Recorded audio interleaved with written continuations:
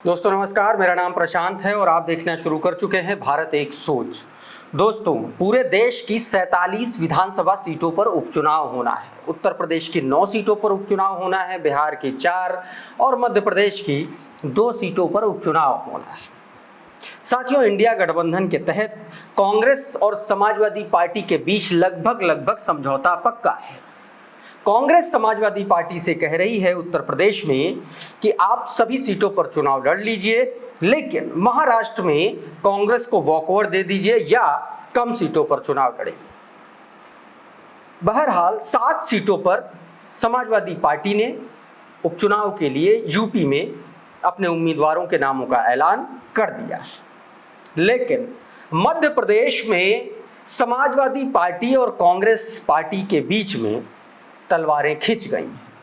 आपको पता होगा कि मध्य प्रदेश के विधानसभा चुनाव में भी समाजवादी पार्टी और कांग्रेस ने अलग अलग चुनाव लड़ा था, क्योंकि कांग्रेस की तरफ से उस वक्त जो कमलनाथ थे, जो प्रदेश अध्यक्ष भी थे, जो मुख्यमंत्री पद के उम्मीदवार भी थे, उन्होंने सीधे तौर पर समाजवादी पार्टी को सीटें देने से मना कर दिया था। और अब एक बार फिर से कांग्रेस पार्टी ने समाजवादी पार्टी को एक भी सीट मध्य प्रदेश में नहीं देने का एक तरीके से ऐलान कर दिया। दोस्तों, मैं आपको बता दूं कि मध्य प्रदेश में 2 विधानसभा सीटों पर उपचुनाव होना है। एक विधानसभा सीट है विजयपुर और एक विधानसभा सीट है बुधनी। विजयपुर से कांग्रेस के कैंडिडेट चुनाव जीते थे, उनकी जगह पर वो सीट खाली हुई है, और बुधनी से शिवराज सिंह चौहान विधायक थे, लेकिन 2024 के लोकसभा चुनाव में उनको विदिशा लोकसभा सीट से भारतीय जनता पार्टी का उम्मीदवार बनाया गया था। वो वहां से सांसदी का चुनाव जीते, अब सांसद हैं और अभी वो केंद्रीय कृषि मंत्री बनाए गए हैं। तो बुधनी में शिवराज सिंह चौहान जहां से विधायक चुने जाते रहे हैं, वहां से सीधे तौर पर उपचुनाव होना है। बुधनी सीट पर मुकाबला इसलिए रोचक हो गया है क्योंकि यहां पर समाजवादी पार्टी और कांग्रेस पार्टी दोनों ही आमने सामने हो गई हैं। भारतीय जनता पार्टी का यह मजबूत गढ़, मजबूत किला माना जा रहा है, लेकिन समाजवादी पार्टी के इस चुनाव में आने से, चुनाव लड़ने से मुकाबला अब और ज्यादा रोचक हो गया है। चलिए, आपको सबसे पहले इस सीट पर क्या कहानी हुई है ये आपको बता देता हूं। दोस्तों, ये पूरी सीट की जो कहानी है 2 चेहरों के इर्द गिर्द चलती है।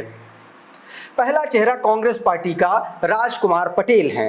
राजकुमार पटेल को कांग्रेस पार्टी ने साथियों उम्मीदवार बनाया है, लेकिन माना यह जा रहा था कि इस सीट से कांग्रेस पार्टी अर्जुन आर्य को उम्मीदवार बनाएगी, लेकिन ऐन टाइम पर कांग्रेस ने अर्जुन आर्य का टिकट काट कर राजकुमार पटेल को यह टिकट दे दिया। ऐसे में नाराज अर्जुन आर्य ने समाजवादी पार्टी ज्वाइन कर ली आनन फानन में। उन्होंने अपना इस्तीफा जो है मल्लिकार्जुन खड़गे को भेज दिया और इधर समाजवादी पार्टी में उनकी ज्वाइनिंग हो गई। यानी कि कांग्रेस जिस कैंडिडेट को चुनाव लड़ा रही है वो तो कांग्रेस के टिकट पर लड़ ही रहा है। अर्जुन आर्य जो भूतपूर्व कांग्रेसी हैं, जो अभी हाल फिलहाल में तुरंत आए हैं समाजवादी पार्टी में ज्वाइन करके चुनाव लड़ रहे हैं, उसको सपा से उम्मीदवार बना दिया गया है। समाजवादी पार्टी ने उनको उम्मीदवार घोषित कर दिया है। दूसरी तरफ भारतीय जनता पार्टी ने यहां से पूर्व सांसद रमाकांत भार्गव को अपना कैंडिडेट बनाया है। दोस्तों, मैं आपको बता दूं कि ये जो सीट है ये भारतीय जनता पार्टी का गढ़ इसलिए भी मानी जाती बुधनी, क्योंकि शिवराज सिंह चौहान यहां से लगातार विधायक चुनते आ रहे हैं। 1998 से लगातार यहां पर भारतीय जनता पार्टी का कब्जा है, कभी कोई व्यक्ति यहां से जीत नहीं पाया। लेकिन इस बार मामला कांटे का फंसता हुआ दिख रहा है। ऐसे में कांग्रेस पार्टी और समाजवादी पार्टी दोनों अलग अलग चुनाव लड़ रही हैं, और सीधे तौर पर कहें तो अर्जुन आर्य को समाजवादी पार्टी ने टिकट दे करके एक बड़ा दांव चल दिया है। समाजवादी पार्टी ने कांग्रेस पर एक दबाव बनाने की कोशिश भी कर दी। दोस्तों, मैं आपको बता दूं कि अर्जुन आर्य 2018 में भी अर्जुन आर्य का नाम चल रहा था, कांग्रेस पार्टी से टिकट मिलेगा, लेकिन फिर भी उनको 18 में टिकट नहीं मिला। अरुण यादव को उस वक्त भी कांग्रेस ने ऐन टाइम पर उम्मीदवार बना दिया था। 2023 में जो चुनाव हुए उसमें भी कमोबेश यही बात हुई। 2023 में भी अर्जुन आर्य का नाम चल रहा था, लेकिन वहां पर भी किसी दूसरे को उम्मीदवार बना दिया गया।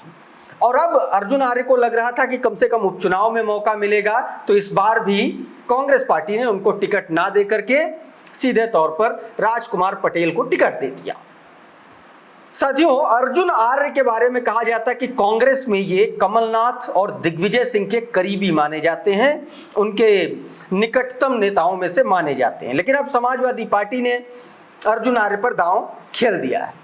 तो साथियों, ये देखना होगा कि अब इस सीट पर मुकाबला कैसा होता है और कौन बाजी मारेगा। लेकिन हाल फिलहाल में भारतीय जनता पार्टी इस सीट पर मजबूत नजर आ रही है और कहा यह जाता है कि इस सीट पर शिवराज सिंह चौहान जिसे चाहते हैं वही चुनाव लड़ता है, उसे ही पार्टी टिकट देती है। तो दोस्तों, अभी के इस वीडियो में फिलहाल इतना ही। बहुत बहुत शुक्रिया, बहुत बहुत धन्यवाद। आप जुड़े रहिए भारत एक सोच के साथ। नमस्कार।